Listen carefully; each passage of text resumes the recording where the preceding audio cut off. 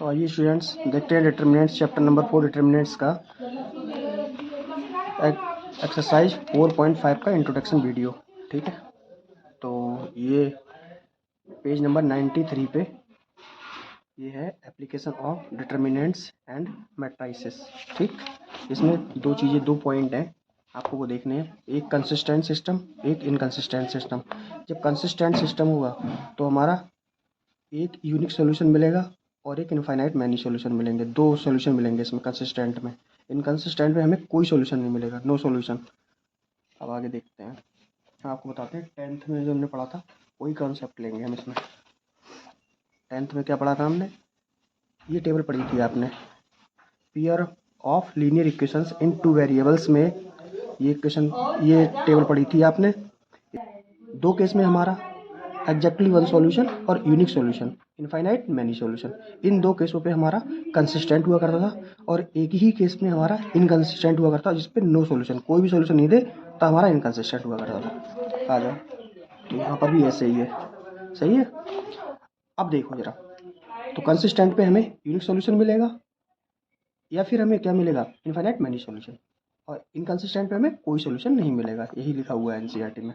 अब इसके सॉल्यूशन को हमने इस तरीके से ब्रेक कर दिया, आपको हम यहाँ पर भी दिखा देते हैं, समझा देते हैं, ये भी समझ में आ जाएगा। तो हमने सॉल्यूशन को दो पॉइंट में ब्रेक कर दिया, एक कंसिस्टेंट एक इनकंसिस्टेंट। यहाँ ज़्यादा क्लियर हो जाएगा आपको। एक यूनिक सॉल्यूशन या एग्जैक्टली वन सॉल्यूशन।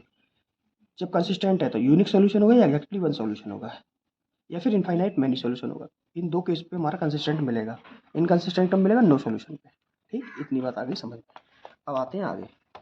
अब यहाँ क्या कह दिया है, solution of system of linear equations using inverse of a matrix. ये दे रखी है हमारे पास। ठीक, इसमें हम क्या करेंगे, इसमें हमें इनवर्स फाइंड करना है और कुछ इक्वेशंस दे रखी होंगी। तो इक्वेशंस दे रखी हैं ये फर्स्ट, सेकंड एंड थर्ड। तो इस तरीके से यहाँ पे वेरिएबल्स हैं एक्स, वाई और जेड, और इनके कोफिशिएंट है, एक्स का कोफिशिएंट a1, वाई का कोफिशिएंट b1, जेड का कोफिशिएंट c1 और d1 d2 d3 ये जो हैं ये कांस्टेंट वैल्यू है। तो इसमें तीन मैट्रिक्स ड्रॉ करोगे आप, क्या तीन मैट्रिक्स ड्रॉ करोगे। तो ए मैट्रिक्स ड्रॉ करोगे इनके कोफिशिएंट को लेके, तो इसका कोफिशिएंट a1 b1 c1 ये सब कोफिशिएंट है, इन कोफिशिएंट को लेके ए मैट्रिक्स ड्रॉ कर लोगे। और एक्स मैट्रिक्स ड्रॉ करोगे किसको लेके, इनके वेरिएबल्स को लेके। तो एक्स, वाई और जेड स्मॉल है ना, तो इनको एक्स, वाई, जेड स्मॉल में ले लिया, ये वेरिएबल्स हैं। तीसरा जो मैट्रिक्स ड्रॉ करोगे बी, वो करोगे इनके कांस्टेंट वैल्यूज को लेकर। इनकी कांस्टेंट वैल्यू है d1 d2 d3, d1 d2 d3। अब क्या होता है, अब इससे एक रिलेशन मिलता है। तो रिलेशन कौन सा मिलेगा बताते हैं, ए एक्स इक्वल टू बी से। क्या मिलेगा, ए एक्स इक्वल टू बी से। तो देखो ए एक्स इक्वल टू बी, ये रिलेशन मिला हमें। तो हम क्या कर देंगे, pre multiply by A inverse both side. क्यों क्यों चाहिए हमें, क्योंकि हमें ए इनवर्स फाइंड करना है इससे। तो ए इनवर्स तो कभी है ही नहीं, तो ए इनवर्स से ही मल्टीप्लाई करा दो। प्री, प्री मीन्स पहले, इसका मतलब है ये इसके पहले। तो ये करा दिया इक्वल टू, और बोथ साइड करा दो तो इधर भी करा दिया। अब ये देखो क्या रिजल्ट देता है, ये हमें देता है आइडेंटिकल मैट्रिक्स। क्या देता है, आइडेंटिकल मैट्रिक्स और ए इनवर्स बी। अब आइडेंटिकल मैट्रिक्स से किसी की भी साथ मल्टीप्लिकेशन होती है तो वो ही आ जाता है। तो ये एक्स आ गया equal to A inverse b. तो यहाँ से आपको अच्छे से पता चल गया कि X equal to A inverse B मिल चुका है आपको। तो देखो जरा, यही एनसीईआरटी ने दिया, x equal to A inverse b. तो बस यही आपको समझना था। अब देखो एक चीज़ और समझनी है आपको, वो और समझ लो, उसके बाद फाइनल। देखो ये मैंने आपको बता ही दिया। अब देखो सपोज अगर मैट्रिक्स अगर ए है, मैट्रिक्स अगर ए है, उस केस में डिटरमिनेंट्स ऑफ ए अगर फाइंड कर रहे हो, determinants of A not equal to zero आता है,